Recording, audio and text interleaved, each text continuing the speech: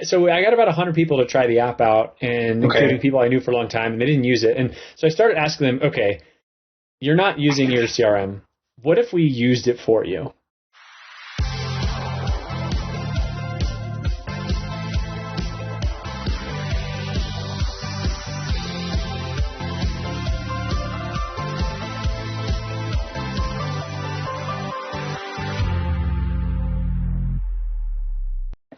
Hey, Harris. Thank you for joining us today for the LowCode Podcast.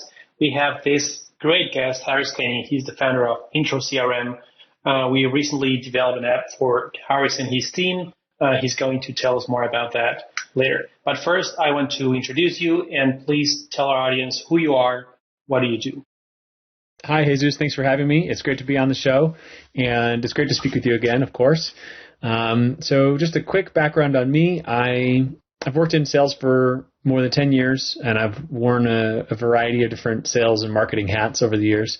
I started working in like professional services, so, larger scale consulting projects like ERP implementations and things like that. And I started working in technology industry in 2014. I actually started in hardware, and then later the company started making a software product, and I worked for... What did you major on? Oh, in college I studied economics. Yeah. Interesting. Okay. How did you end up in hardware and then software? I went to an event, the Denver Post, I live in Denver, had posted an event about the 3D printing meetup, and I was curious, and so I went, and I connected with the founder of a business there, and about a year later, they reached out to me on LinkedIn and said, hey, we're hiring, are you interested in joining the team? Mm-hmm. So I did. And so it was...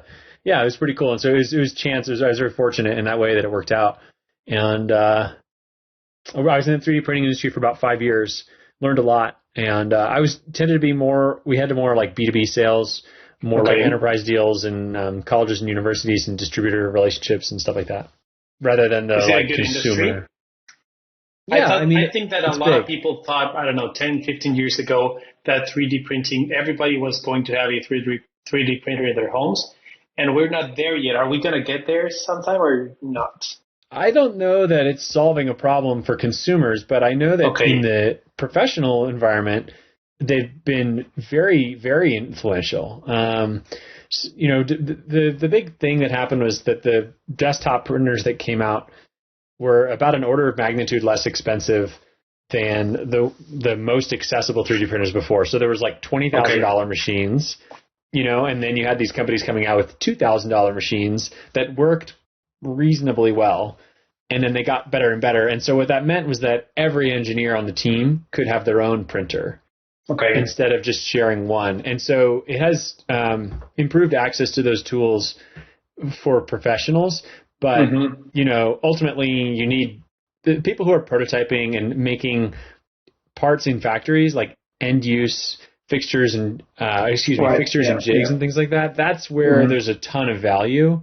Not necessarily in something that you could just buy at the hardware store for $1, but yeah. So So I think 3D printing is interesting, and the business side of it keeps kind of humming along. There's a lot of new innovations in materials and software workflows and things like that. But yeah, the consumer side of it, a lot of PR, a lot of hype around that. Definitely didn't materialize. Right, exactly. Yeah. Cool. And then you ended up in software. How did that happen? Well, so I went out on my own in 2019 doing solo consulting, and basically was like a freelance sales executive. Okay. And the challenge I was seeing as I was working with clients was that I was seeing that they weren't keeping up with their sales tools. And so meanwhile, I've been active on Twitter and following a lot of different people on Twitter who I really look up to, have built great businesses, and a lot of them are in software. And so I thought, okay, well, maybe I should build a software product maybe I should build a simpler CRM. I thought the problem was that these tools are too complicated, right? Like HubSpot, things like that. And I built one using Bubble, which is obviously a no-code platform. If folks aren't familiar, it's very robust. It does a ton of things, and it took me quite a bit of time, honestly, to learn the ropes. And I got help. So you built that yourself? I built it mostly myself. I got help from two steps. I got help from a designer to think about layout and the UI because I realized very quickly in Bubble that I was starting to get things to work, but it was just terribly unattractive. It was just ugly. And so I got a designer to help me think about that. And then I got some help as things got a little more complicated. Lola Ojabawale at Lunchpail Labs helped me with some integrations. We had our CRM that we built integrate with Asana and Trello and Basecamp so that when you added a new deal, it would push it to your project management software. And so she helped me figure that out with the APIs and stuff like that. And Lola is actually who introduced us. You built this platform, this app, this software. Had you validated the idea with some prospects or not? Well, I talked about it with customers, and customers were like, yeah, I don't use my CRM, and yeah, a simpler one sounds good. And I felt like the only way to validate it was to have something for them to use, because they sort of, in principle, were like, yeah, I'm sick of my deals not being up to date. Why do you think, and I completely, I mean, it happens to us as well, like we don't have a proper CRM, so we use a project manager as a CRM because I have never liked the CRMs in the market. Either they are too complicated like HubSpot. They try to do everything. Maybe they're good if you're trying to do everything, I don't know. And then there are these other, usually Chrome extensions that convert your Gmail into a CRM. Why do you think that there's this probably gap in the market? At the end, you ended up pivoting to something else. But why do you think, at least, why is there this perception that there's a gap? Is there a gap? Yeah, well, so let's kind of fast forward, and then we can take a step back and talk about the app that we built. So I got about 100 people to try the app out, and including people I knew for a long time, and they didn't use it. And so I started asking them, okay, you're not using your CRM. What if we used it for you? Like, what if we added new leads for you? Or what if when you got an inbound lead, we qualified it and scheduled the meeting for you? What if we went through your pipeline and we created tasks for you on any of your deals that are sitting there idle? And they were like, yes, that sounds really good. And so it's not outsourcing the sales, but outsourcing the CRM management. Yeah, exactly. And the busy work, there's lots of like little things that go into managing sales. And there really is, to boil it down, there's like admin work, and then there's like closing, getting on the call, talking about what you do, maybe persuading the customer why it's great, maybe putting the finishing touches on a proposal. And so we're trying to unbundle that for founder-led companies or for early-stage sales leaders who are essentially like a founder. Mm-hmm. And so I think, the insight that we're playing around with here is it possible to unbundle those things? And it looks like it. And because the thing is, you need the capability of the more advanced tools are built for full-time salespeople, but a half tool isn't half as good. Like a half tool is substantially worse. It's just that you don't have enough time to keep up with all the features that are built in. And so our hypothesis is if we bring hours to the table to help you, if we bring people to help you, because you really want to have a record of the emails you've had back and forth with customers. Yeah. The ability to schedule an email in the future or enroll in a sequence or, all those things are really helpful to full-time salespeople. Mm-hmm. So, so we try to take care of the maintenance work and the basics of using the tool so that the founder or early stage salesperson can focus on their key part. And then in the next step of that would be, once that's working really well and new business is coming in and the pipeline is consistently busy, we would say, okay, well now let's bring in like an account executive so that the founder could step out of their closer role. And then if that's going well, potentially we would increase our admin help, and then maybe you bring a second account executive on. Okay. So we would replace that SDR entry level hire, if that makes sense. Okay. What happened to the product, to the Bubble app that you had built? It just is shut down. I just shut it down in July. It wasn't. Okay. We ended up supporting existing tools like Close. Did you use it yourself at IntroCRM? I did. Okay. I was using it. I liked it. I thought we had some cool features. But you're using it now. I'm not using it now. We're using Close now. Yeah, we sunset for your own leads. Yeah, for my own leads. Yeah. Okay. Yeah. We had some cool features like around cash flow forecasting and stuff like that, where you could take a deal value and say how much it would be worth in the future. But I don't know. It just, it wasn't good enough, you know? I think maybe someone out there will build one, but I just think it wasn't good enough. I think purpose-built CRMs, you know, for specific industries and stuff like that, end up maybe solving those problems better than a general purpose simple CRM. Yeah, that might be the case. So you do think that there's a gap, but for niche CRMs rather than a generic CRM. I think, in my opinion, or with services, like what we're doing. Because when people say they keep up with sales, they hire someone, but to hire a full-time person is like a big jump. And so we're doing it fractionally, and we're using software, no-code and low-code built software tools to help us do that more efficiently, the type of things that our customers wouldn't build on their own. But when we do that, plus we have that fractional labor cost, we can significantly lower the cost that it takes to get help with sales. That's very interesting, because at the end, I think that a lot of people in the service industry, in the agency industry especially, everybody thinks the grass is greener on the product side. So everybody's like, I will have my agency today, but eventually I'll build a product and move to a SaaS, right? And you did this the other way around. You started with a SaaS and ended up in services. Yes. Do you still think that eventually you'll launch a product related to what you do today as a service? Maybe. I honestly think that what we're doing is really, like, the customers, especially with this inbound offering that we have, where we're taking inbound leads and qualifying them and scheduling meetings, customers love it. The feedback that we get is incredibly positive. The time to value for them, like, immediately we can take work off their plate. Right. And because our customers have larger deal sizes that take some more time to close, they require at least one real-time, discovery call. They have enough margin. They're willing to pay to make sure it goes well. And I just think there's too much contextual. I think there's a lot of complexity to imagine, like, how would a AI do this? I just think it has potential to be a really good business. And I think that software will not be the leading part of what we're doing, but will be supporting what we're doing. Yeah. Right. That makes sense. So you have a team. How large is your team? How many people do you have in IntroCRM? Yeah. Well, we have 3 people working, like sort of 3 full-time equivalents, basically. And then I have, firms and stuff like that I use for legal and taxes and stuff like that. Right. So you have like a people-driven effort in your business with help with technology, right?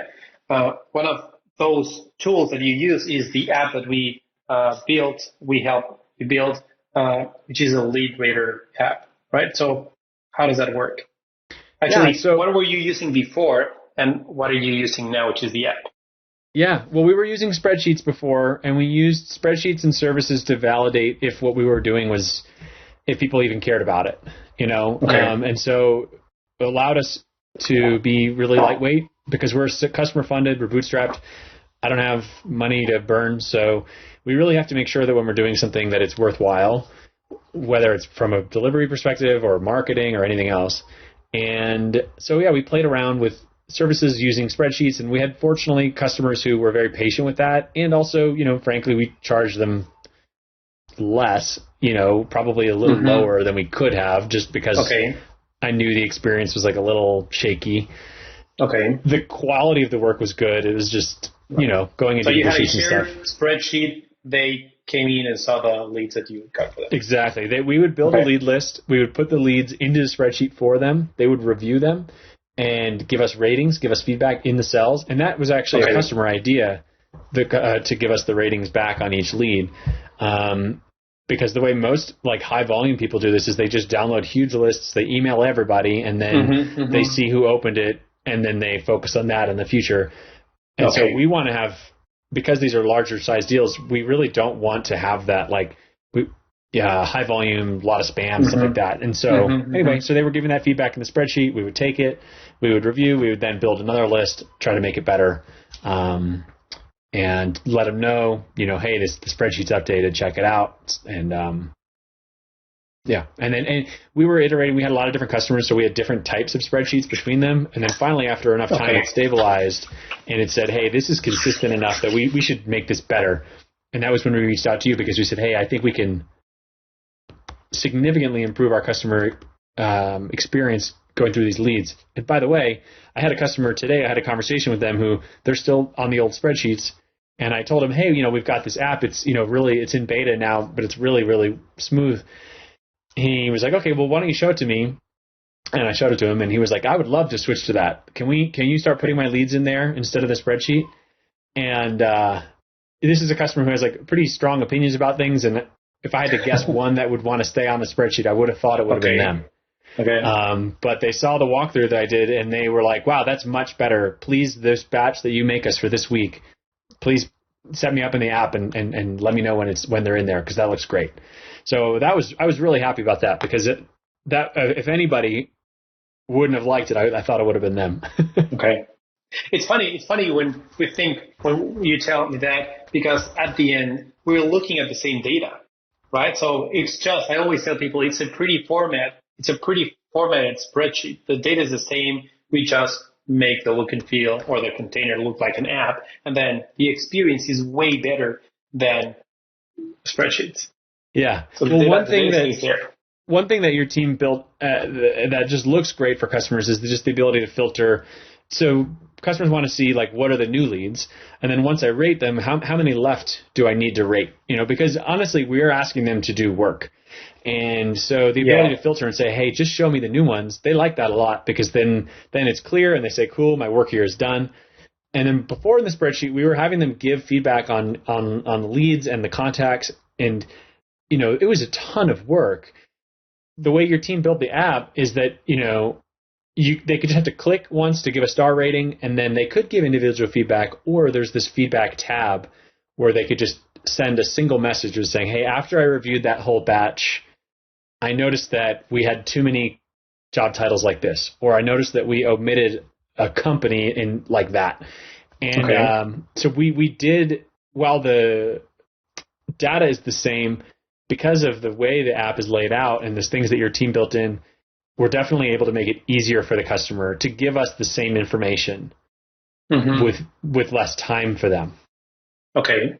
And so it's saving time and providing a better experience for your client. Is it saving time on your end, or that's not the case? Is it more like a client? That's the next step of our implementation of this, is automating the process of getting that feedback to the team. Currently, we only have, currently I'm going through it and then sharing that with the team. So that's like the next step. Okay. But I wanted to make sure that customers even liked it first, honestly. So that was kind of like our phase one. And now our phase two is like, hey, this is working. You have a little marketplace. You need two types of users, your clients and your employees or contractors using the app, feeling comfortable with that and getting results. Yes, that's right. That's right. So, so that's the next thing that we'll need to implement. Now, I'd say we're part of the way there. Before, we would have customers fill out a Google form with who their ideal customer is.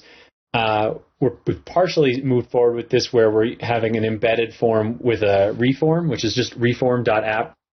And that's embedded in the app right now. And then we're going to transition to that being a Glide app next, within Glide next.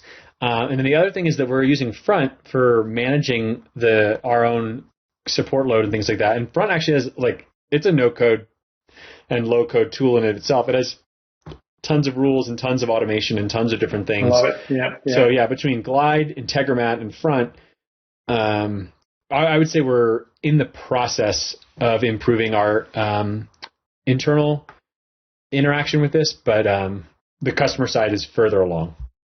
Right. Yeah, that's great. At least they get a better experience, and then you can handle the ugly back end while they have a good experience. Yeah, if they have a good experience and we get more business, cool. We have more money to now improve the internal side. Exactly. Yeah, and now we know it's worth it. Yeah, no, as long as the customers are happy and they're using the app, it's always that's validation, right? That's the first step of getting to the next phase or the next part of the project. Yeah. now talking a little bit about automation. In your app, we have a couple of features that users can upload a CSV file or an Excel file, if I remember right, and then we parse that information and create those leads and those contacts. So instead of having to add them manually, they just upload a file, and then an automation, a little bot does the work, right? And then when we think of these small businesses like yours, like ours, that, as you said earlier, founder-led, there are so many things on your plate, right? And then automation can help you with a lot of little things, right? So we have been speaking outside of the podcast regarding IntroCRM, which is this tool that automates a lot of things, right? They call themselves the glue of the internet or something like that, which is pretty cool. So I know that you've been playing around with IntroCRM. What do you think when you see what IntroCRM can do, or Zapier, these kind of tools, Automate.io, which was just bought by Zapier, what else comes to mind in terms of how can you leverage those kind of tools in your internal operations in your business? Yeah, well, honestly, IntroCRM has kind of been like a revelation for me, and webhooks in general, and realizing like how they work and how easy it is to move data between things. Okay. Like I just didn't realize how powerful these things were. Now, I am not a developer. I think I'm pretty good at figuring things out. Right. If you do the mobile app, yeah. Mm-hmm. Yeah. So I don't want to say anybody could do this, because, you have to be comfortable with the computer. And I realize I've had a lot of,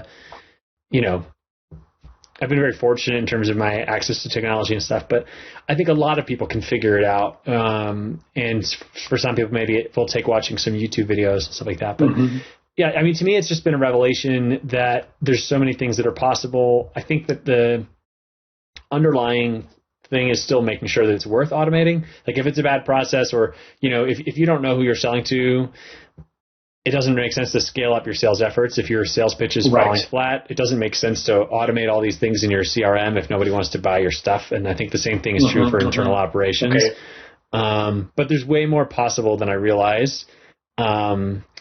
And it's just actually making me more confident in our ability to scale a service company, because I think that we're better solving the job to be done, the customer's problem, by providing this as a service, by competing with a full-time hire. I think we're really solving the problem. Like I had a customer today say, I really like working with you because it feels like your team cares about what I care about. You're not just making sure I send emails. Like when we talk about, are they converting? Is this value proposition interesting to the customer? Do they want to work with us? And it's not just another outreach tool. And so I think that, but services are hard, and the automation to me makes me more confident in our ability to do that business model efficiently, effectively, at scale, without having to constantly hire people or have people be stressed out, because we're remote and asynchronous. We're all over the world. And these tools allow us, I think, to work pretty effectively for our size. Yeah, you leave the menial tasks for the bots, and then when the tasks that people have to do, they do them faster. Yeah, that makes a lot of sense. Now, something that we speak a lot about with our clients, with founders, is we build an app for them, right? And then their challenge, which is something that we don't do at LowCode, is they have to get usually their first clients if they are like starting a business, right? If it's not an internal app. And this is what you do for a living, like get leads, I don't know if clients, but at least warm leads for your clients, right? So what would you say is something very important that founders have to focus on in terms of how to get leads or how to get users for their app? Yeah. Well, I would say step 0 is figuring out like what product category are you operating in? Like what's the industry and the product category, and understanding how does that category work. So, we have a customer who makes a productivity tool, and, I said, when you look at other productivity tools, like, scheduling and things like that. Okay. When you go to their websites, they work a certain way. They all have a very similar process of like you sign up for a free trial, you jump right into the web app and you set it up, and then you're using it, Okay. And so it's like, if you're competing with them, that's what people expect. Okay. So that's what you have to do? That's either what you have to do, or you have to have a really different positioning of why you're not like that, but you can't be sort of stuck in the middle. Doing the same or doing it completely different? It depends on what your goals are for the business, right? So if you're trying to bootstrap a business and self-fund and you're not trying to get like venture scale returns, I think you can be a lot more liberal with your pricing and maybe doing things that don't scale because you're just kind of figuring it out, right? But if you're doing something different than the rest of a category, you have to really have a positioning for why, and then you can be like a challenger. You can say, hey, other tools work like this. We don't. We work like that, right? So if it's like a time management app or whatever, if everybody else, they just log in and then they expect the users to start managing their own time, maybe you have some way that's, we help managers manage their teammates' time, and and this costs $5,000 a year, and it comes with a service, and you've got a coach and whatever. I don't know. It's just, you just have to think about the category. You're the outlier in the category. Yeah. You can. That's one way to do it. But how does the category work? What do people expect to pay? How do they expect it to work? That's going to determine like what outreach methods are going to work for you. If you have a free app, a free WordPress plugin or something, you're not going to be able to. And you have or people could pay $5 a month for, some bonus features. Yeah. You can't afford certain types of customer acquisition. You can't afford a sales team if that's your category and how it works, right? So you have to think about how it works, and therefore, so in that case, like SEO, optimizing for the WordPress directory, getting on some WordPress blogs, getting on some WordPress podcasts, all those things would work. But you could hire the number one salesperson at Oracle, and they're not going to probably help your app, right? Right. So that's, I think, the most important thing. Yeah, define your market, your industry, and your audience. Yeah, and that'll determine your go-to-market, and you can always get creative and try some different things. Like MailChimp, sort of famously, was advertising on podcasts really early, and probably other B2B software companies weren't doing that. So you can always take chances, but you kind of want to play your odds. And if most people in your category are doing something a certain way, there's probably a reason why. They already did their research. Yeah. Ideally. Yeah. Yeah. Like if you have a Slack app, you probably want to be in the Slack store. Like you want to be in that directory. Like you don't need to be, but that's where people discover you. That's where they add your app. Like, certain things just work certain ways. And there's other places to innovate with your go-to-market. Okay. Potentially. How has IntroCRM grown? In terms of just the business overall? Or revenue? With which strategies? Oh, yeah. Like have you done SEO? Have you done blog posts, ads? Yeah. We've played around with SEO. I would say not super successful, although we've gotten we got success, like SEO metrics success. We were ranking for more keywords and stuff, but it wasn't really moving the needle for us. So we need to revisit that strategy.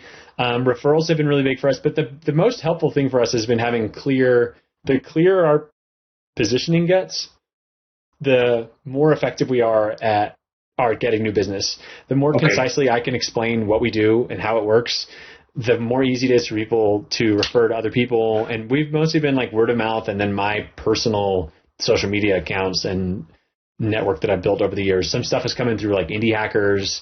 I'm involved in some Slack communities.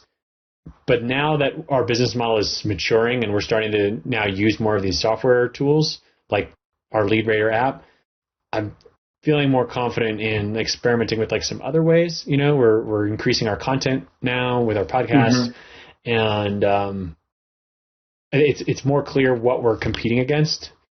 And so I think we're going to explore more things. I need to finish updating our website and kind of nail down some more pricing stuff. But yeah, anyway, those are some of the things that have worked for us so far. No, that makes sense. I mean, I think, like having a business is a never-ending job of a lot of different things, and you have to iterate and change things. Like your website, I don't know how often you change your website. I update mine like every, 4 months. And yeah, because you understand your client better, you understand their needs better, and you update your everything, right? And especially today that we have so many public profiles, you have to be updating all of them every other day. So it's like a full-time job just doing that, the content and your I don't know, your online persona. You have to keep that updated because that's what brings you clients at the end. That's a low-code app you should build. I don't know if it is one already, but one place where you can update your LinkedIn, your Twitter, your Facebook, all your profiles at one time, and your banner images. When you're in like directories, we are in, I don't know, a bunch of no-code agencies directory lists, right? Yeah. We changed our logo last year. And then I just found yesterday a no-code directory where we were using the old logo. And the tagline is different. So, just at least I'm setting up this Notion page where I'm storing all the places where we have a profile so that when we do like a major update, we know where we have to go and update all those platforms with your new, like, maybe like logo, tagline, all of that. Yeah. That makes sense to me. Yeah, like, so in your space, right, like as a service provider where no code is this category and people are looking up no code agency, low code contractor, low code freelancer or whatever, that makes sense to me to be listed in directories and to be involved in some of those communities. Like that was how I found you. It was a referral, but I did ask someone who helped me with another no code project, hey, who do you know that knows Glide? Because we have a spreadsheet heavy process that's in Google Sheets right now. And, that's how we found you. And the project was extremely successful. I'm really happy with how it went. And so, that makes sense to me. I don't know if buying a billboard in Times Square or whatever would be a good tactic for you. But I think getting in, knowing that that's how people find providers like that seemed pretty smart. Yeah, you have to be everywhere so that when people, like in your case, someone recommended us to you, and then you search us and you found us like here and there on the website, on the directory. So yeah, you have to have a large footprint in order for at least get a little bit confident about who are you going to speak with. Yeah. Are you in? Yeah, go on. Oh, I was going to say, and the last like kind of tip around like the early customer development stuff is like the goal is repeatability. You don't just want business, but you want repeatability between your projects because that's when you can start to use automation and software and you can have your team become specialists in things. You can improve your margins and you can really own a niche and then maybe expand from there. But that's when you're really onto something, I think, if it's early days, if your projects are increasingly similar and, customers are happy and you're getting new referrals, because that means you're starting to really own something specific. And I think if you can own something specific, you can build a brand around that and then grow. And I'm sure it's different for venture capital backed companies and if it's some big company starting a new brand or whatever, but my experience is just like sort of founders who are trying to make something out of nothing. Yeah, I agree. I mean, I think everybody's, at least most agency owners' goal would be a productized agency. That even though you're selling a service, you have it wrapped into a product and it's easily, you can like duplicate something and resell it at the same original price. With software, at least with apps, with no-code or low-code apps that we have built, that's usually not the case. And the way we can sell better or provide a better service is because we have so much experience that probably we have already done a bunch of the things that you need in your app. So even though it's not copying or duplicating the original app that we built for someone else and just branding it with your logo, we have usually we have like 3 or 4 examples that have features or user flows of what a new client wants. So we do have to start from scratch though, but at least we know the concepts and we know the logic and we know how the database should be built. So yeah, it's not as productized as I would like, but I mean, at the end, it's not bad. Yeah, and so my perception from the outside here is that like low-code agency specializes in Glide and Integromat because I know that you're partners with both of those companies, right? And so like that's a really good way. That's one way to like pick a niche of like, hey, we specialize in these tools. Another is like industry. We help software companies or agriculture businesses or whatever. There's a lot of different ways to slice it. I think starting with a tool is a really smart way to do it, I think, because people, like, I was looking for Glide help specifically, Right. Yeah. I want a WordPress plugin. It matters that it's on WordPress. I don't care if you have a great SEO plugin for Webflow if I'm on WordPress. Yeah, you're looking for something in a specific tool. Yeah. Cool. So final 2 questions. Have you seen, I'm a big fan of Product Hunt, and I log in every day and see the latest updates and launches. Any recent product that you've seen that you've liked, that you're like, oh, maybe we will use this in our business, or maybe I will use this in my personal life? Well, a product that I had already been using, but they did launch, is Reform, which is reform.app. Okay. And I'm a really big fan. I mean, because why do you of the like way that instead of like Typeform or Tally or all of the other form builders? Well, the way they had it was really easy to figure out how the webhooks worked, and for me, like, that was what I wanted, because I wanted to send the form submissions to other places. Okay. And I was just easy for me to figure that out, and I liked how I could have. I liked being able to have all the questions in place. Liked how it was clean, simple. I didn't have to show their branding. I liked how I could embed it. Like, I have a Reform embedded in my Glide app. But the reason why we looked at it in the first place was because we have this inbound process where we take our customers' inbound leads and we qualify them and schedule them.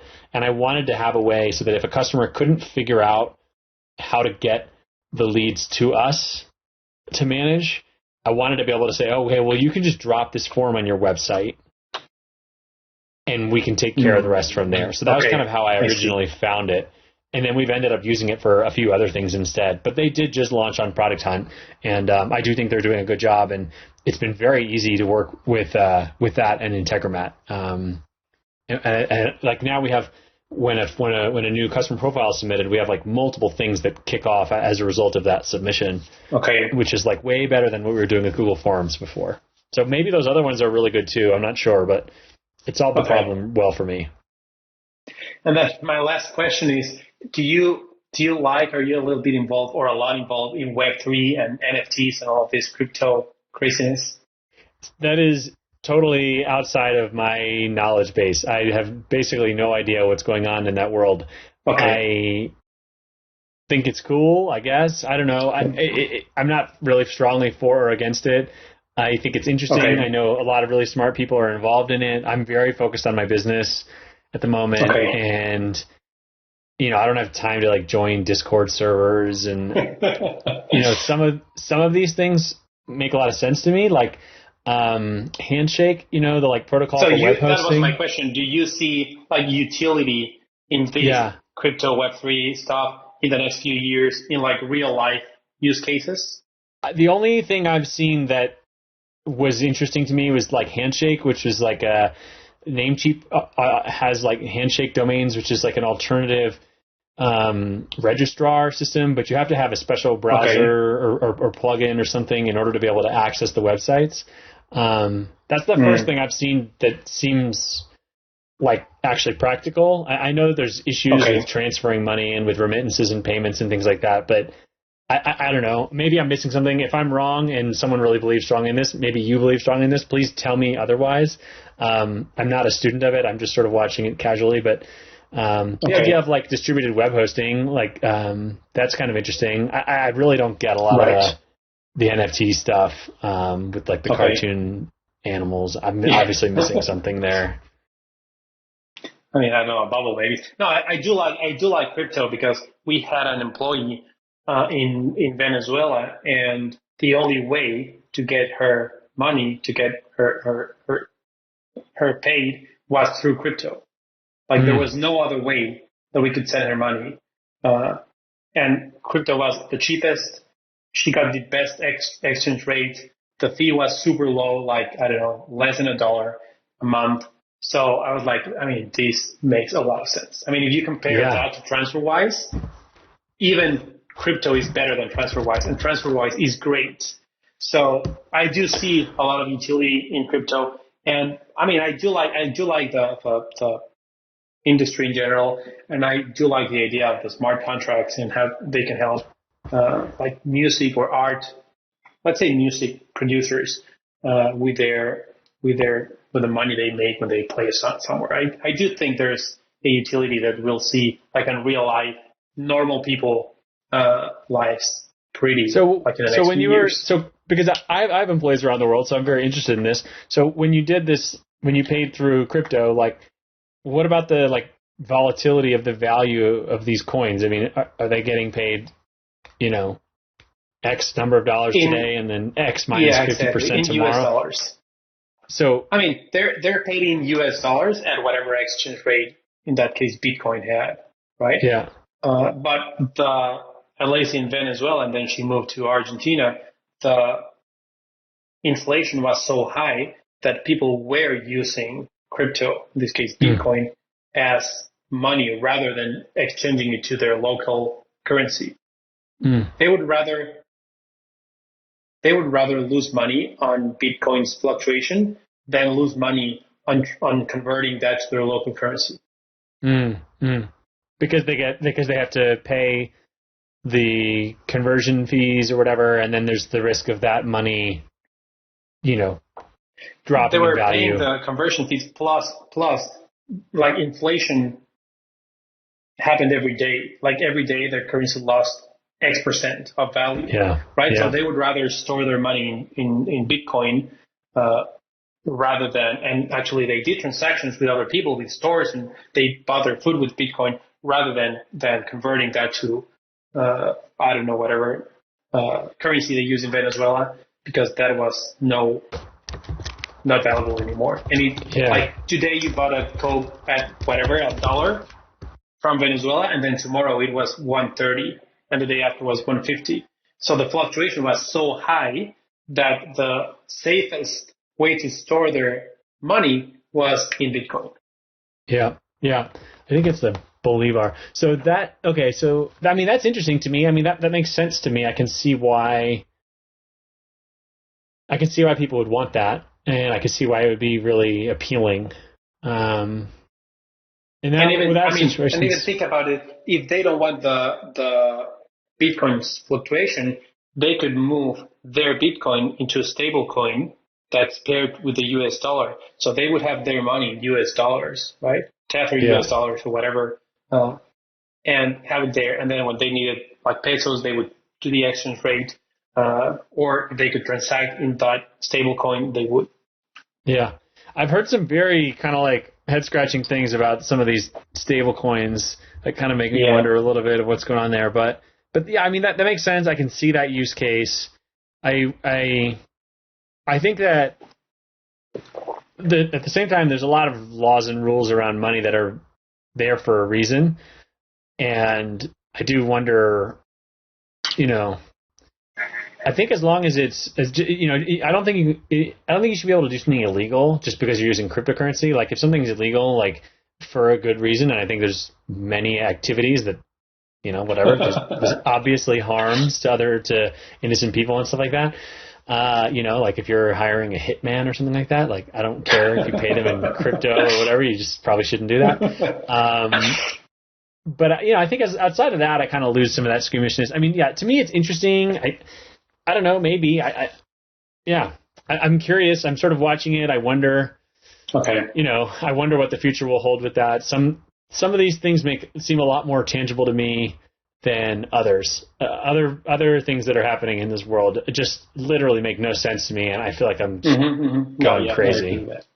But maybe I'm the idiot. I don't know. I mean, I honestly don't know, Time will tell. We don't know. Yeah. We don't know. I have no idea.